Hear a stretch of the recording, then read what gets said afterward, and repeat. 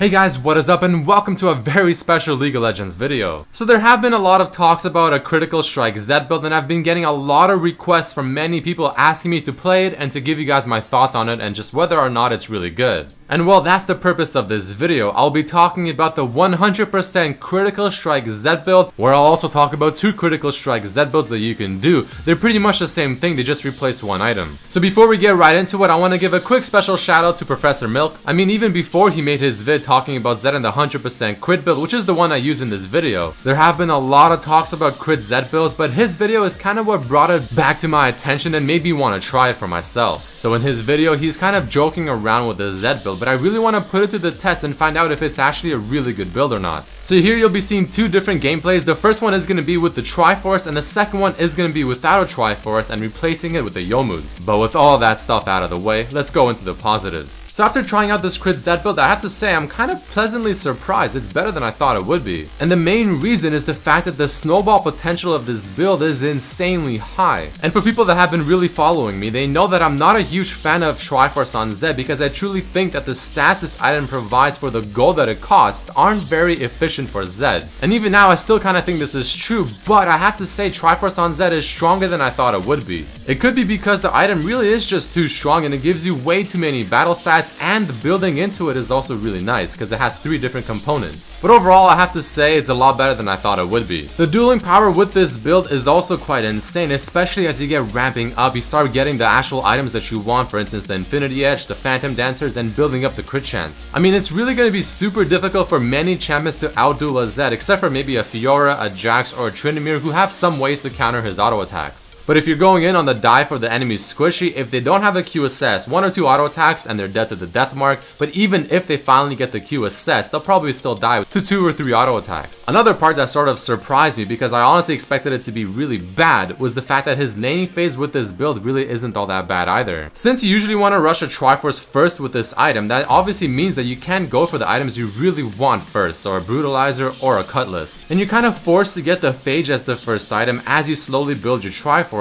But the Phage on Zed as the first item isn't all that bad. I mean, it gives you battle stats, the AD, it gives you some defensive stats, of course, being the HP, and it gives you the auto attack move speed bonus effect, which is also quite nice, especially considering Zed is a very mobile assassin, so you want to be moving around as much as possible. But once the Triforce finally is finished, you'll have the Sheen effect, which obviously everything in the Sheen effect except for the attack modifier is absolutely useless on Zed. On the flip side though, the attack modifier is quite useful since your auto attacks with your Shadow Slash have no delay and you can get both of them off at the same time. Of course, Shadow Slash doing the damage, proccing the Sheen, and then the auto attack following that just a couple milliseconds after, proccing the Sheen. Or when going in for the kill with your ultimate, obviously using your ultimate will proc the Sheen effect, so the second you appear, you auto attack, proccing the Sheen effect, and then you just go on with the kill. Again, I have to say the Triforce on Zed is surprisingly strong, but it's not the best item to get on him still. It just simply doesn't give you the battle stats that you really want on Zed, especially considering how expensive it is. The next positive and probably the best highlight of this build is the fact that you have a 100% crit chance as you finish off the build. And people will simply not expect the raw damage you'll be putting out with your auto attacks and the 100% crit. Your Baron and Dragon speed is absolutely insane since once you get 100% crit, you're critting every single auto attack on Baron or Dragon, destroying it in a few seconds. And overall, I have to say it's a very fun build. I mean, I like to change it up, I like to try out new things with Zed, and then this being brought to light by Professor Milk and other people within the community is really refreshing. It's a very gimmicky build. If you're ahead, it's gonna snowball insanely hard, but it requires you to be ahead. And so with that, let's go into the cons. So as fun and as potentially strong the build really is, there are some huge negatives with this build and are the main reasons why you don't really see this build in professional play and just solo queue in general. The first of which being is that every single item that you're buying with this build is insanely expensive, which is why now you'll see a second gameplay of me buying Youmuu's first and completely skipping out on the Triforce. Youmuu's being about half the cost and also kind of giving you the battle stats that you really want in the laning phase, I think might be a better option. But kind of regardless of which build path you go, I mean, they both require you to snowball because regardless, every item is still expensive. This build also lacks lifesteal since no items that you get will have any lifesteal on them unless you end up skipping a Last Whisper or you decide to put some lifesteal within your runes. It can also take a while to get going because if you do rush a Triforce, yeah, you got some pretty good power, but it's not really the true power that you're waiting for and that you're expecting or even doing this build for. So until you get your Triforce or Youmuu's, your Infinity Edge, and probably both of the Phantom Dancers, or at least one of them, I mean, you're still pretty strong, but it's again not the power that you're waiting for.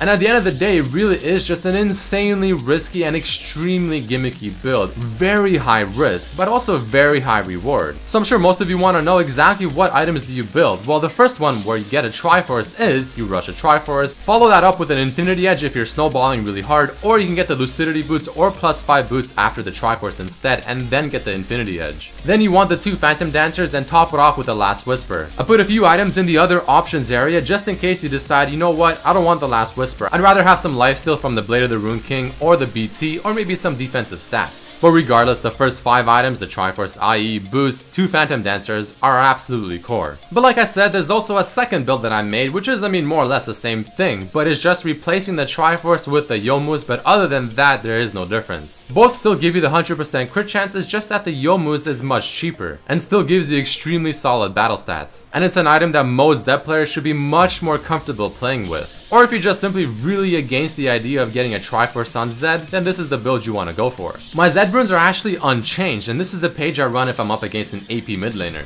Pretty standard armor pen reds, flat AD quints, HP per level yellows, 5% CDR on the blues, and then top it off with some magic resistance. But if you're laning against an AD mid laner, you want to replace some of the yellows, if not all, with armor, and then get some CDR blues going as well. And my masteries remain more or less untouched, 21-9-0. So next, let's talk about just some general tips when you play this build. The first of which, if you go for the Triforce build, which I do recommend trying out at least once and seeing if you like it or not, you have to get the Phage first. Probably you want the Zeal second, and then finish off the Sheen into the Triforce. The reasoning behind this I think should be quite simple. The Phage gives you much more battle stats than any of the other 2 items, especially on Zed. So your early laning phase with the Phage as a first item will be quite strong, and I think you'll be surprised at how well you can trade. Which obviously also leads into the second point, don't be afraid to duel once you get the Phage going. And the major thing with this build is the fact that you have to farm well, you have to snowball, which is why I like the +5 boots early if you're kind of doing well in the laning phase. You can kill your opponent,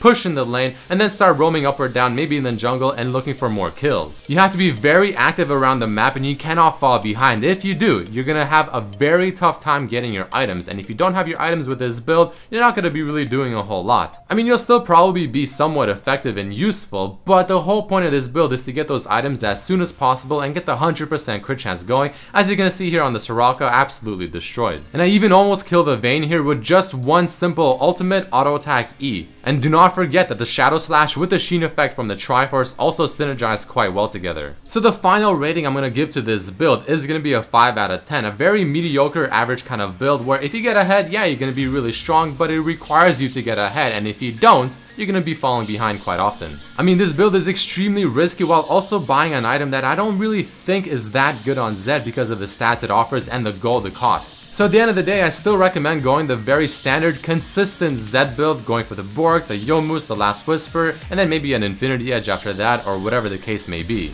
But I mean, on the bright side, this does have insane snowballing, it's a lot of fun to play, it's a very solo queue-esque kind of build, and people will simply not expect the sheer amount of damage that you'll have with your auto attacks once you start critting almost every auto attack, if not every auto attack. And the final thing I don't like is the fact that you're kind of forced to get the same items every time, and you can't really change it up. But that is it for this video, guys. If you did enjoy, please definitely throw in a like, share with your friends, subscribe if you have not, and check out my other videos as well. And I really hope to see you for the next video. Peace.